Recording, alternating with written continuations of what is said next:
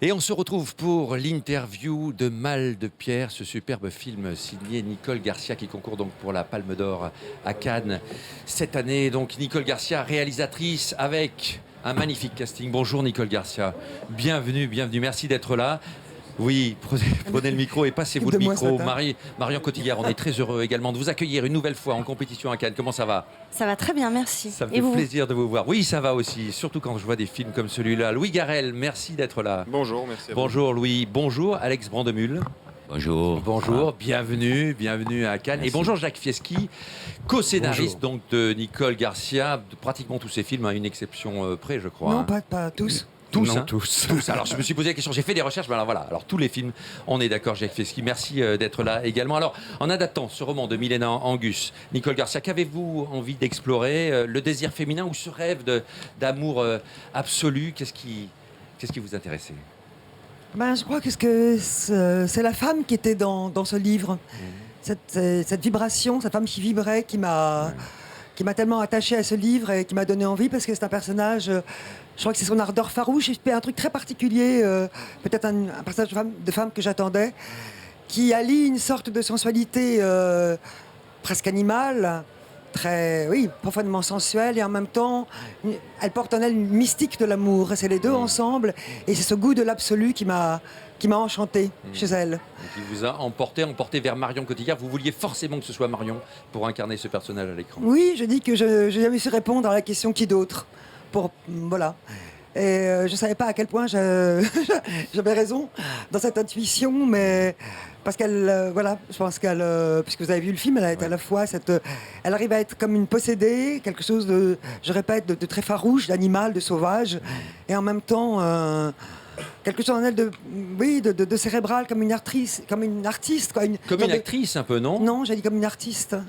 Une Non, artiste. grande différence. Oui, les actrices, il y a une grande Non, différence mais une entre sorte de actrice et folie. artiste. Oui, une artiste dans la création, une sorte de folie créatrice qui est en elle, et une puissance de l'imaginaire alliée à quelque chose de profondément sexuel.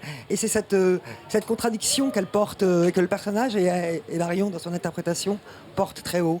C'est vrai, Marion Cotillard, que vous magnifiez ce personnage, effectivement, d'animalité, de désir, puis d'envie d'absolu également, de spiritualité en quelque sorte.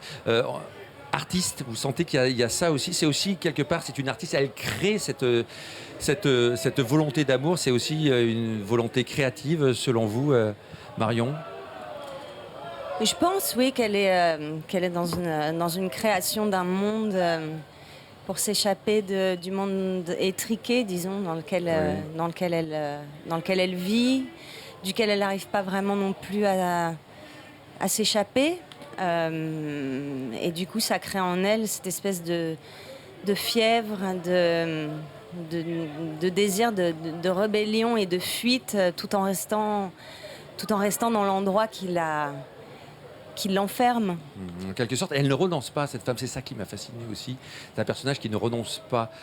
Comment vous l'avez abordé, vous, avec Nicole Garcia ? Comment vous êtes préparé à ce rôle ? Oui, c'est parce qu'elle fait croire qu'elle est soumise, en fait, elle ne se soumet pas. Non.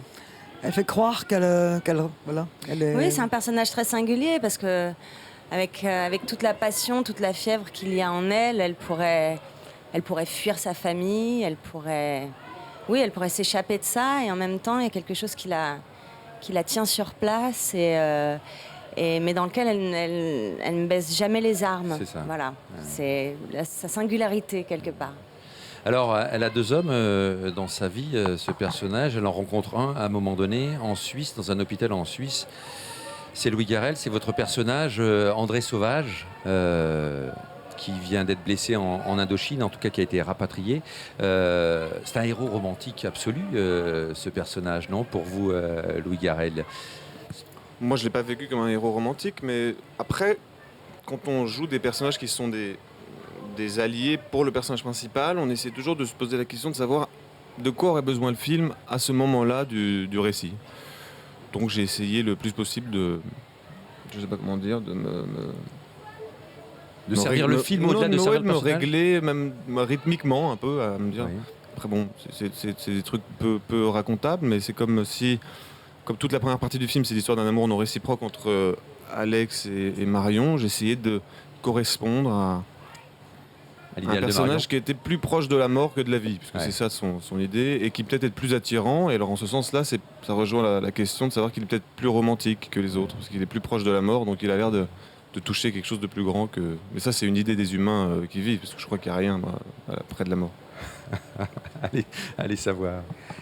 Non, est-ce qu'on a aussi placé dans le film, avec Jacques Fieschi, on a placé ce film dans un ancrage sociologique qui nous intéressait beaucoup comme une métaphore de la France, parce que c'est les années 50, la France est en ruine, et ce personnage de Gabrielle, elle va avoir comme amant un homme qui rentre d'Indochine, donc de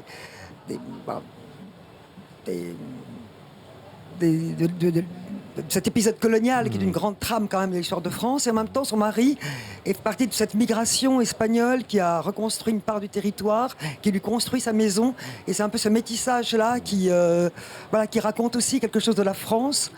Et pour le personnage de Gabrielle, c'est vrai qu'elle est, comme disait Marion, au carrefour entre un monde archaïque, une société très normative Des années de la 50. Provence, en Haute-Provence des années 50, et en même temps une aspiration qui augure déjà la femme moderne, une volonté de liberté qui est déjà quelque chose qui augure les femmes que nous sommes aujourd'hui. Alors il y a un homme qui est à ses côtés, qui incarne à la fois l'enfermement et aussi qui lui laisse sa liberté.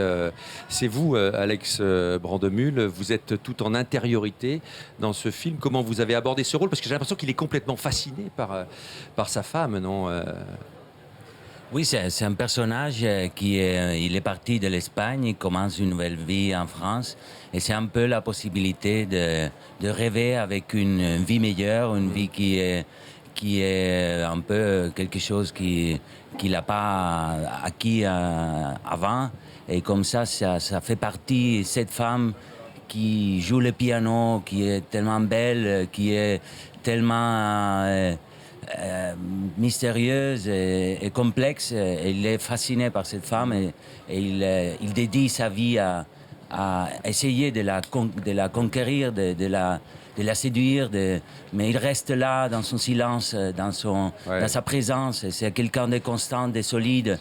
Et là, c'est tout d'un coup, il cherche son regard. Il essaie de le trouver. C'est des beaux personnages, hein, Jacques Fieschi. Il est très beau aussi, ce personnage d'homme justement solide par rapport à cette femme incandescente incarnée par Marion Cotillard. Comment vous avez vu et évolué-vous justement le cinéma de Nicole Garcia, sa manière d'aborder notamment les rôles féminins? Je suis un peu trop proche d'elle pour l'avoir vraiment évolué lucidement, puisque c'est vraiment un travail de complicité constant, et on se fraye un chemin ensemble. C'est une espèce d'état de grâce comme ça qui dure depuis plusieurs films, donc j'ai pas beaucoup de recul par rapport à ça. On construit une histoire beaucoup à partir des personnages, et justement de cette proximité qu'on a à la fois entre nous et avec les personnages qui se mettent à faire partie de notre vie. Alors on finit par cheminer avec eux, dormir avec eux, se réveiller avec eux, et c'est ce rapport de désir-là qui nous entraîne, elle et moi, vers des personnages construisant une histoire. Marion, ça se passe aussi pour vous, parce que comment vous faites? Vous dormez aussi, tiens, comme disait Jacques Fieschi, avec vos personnages, vous vous réveillez avec le personnage quand vous êtes sur un tournage, il y a un moment donné où vous vous laissez remplir par le personnage. Comment ça se passe pour vous, Marion? Il y a forcément une fusion un peu étrange qui s'opère quand on passe plusieurs mois avec quelqu'un, quelque part, avec quelqu'un en plus dont on est tombé amoureux d'une certaine manière. Et je passe des deux.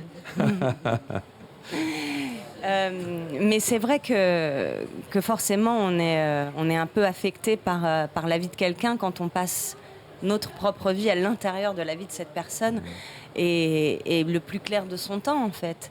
Donc alors après je reste pas dans le personnage, je rentre pas chez moi en étant encore le personnage, mais il y a quand même une petite chose qui reste tout le long du processus du tournage, parce que c'est comme ça que on est quelque part habité par quelqu'un, et on a envie d'habiter cette personne tout en disparaissant. Donc il y a une espèce de lien comme ça qui se casse pas quand on dit couper forcément entièrement, je veux dire. j'imagine complètement. Merci beaucoup Marion Cotillard. Merci pour votre magnifique interprétation. Merci Nicole Garcia. Merci Louis Garrel. Merci Alex Brandemule et merci Jacques Fieschi. Donc voilà la magnifique équipe de Mal de Pierre.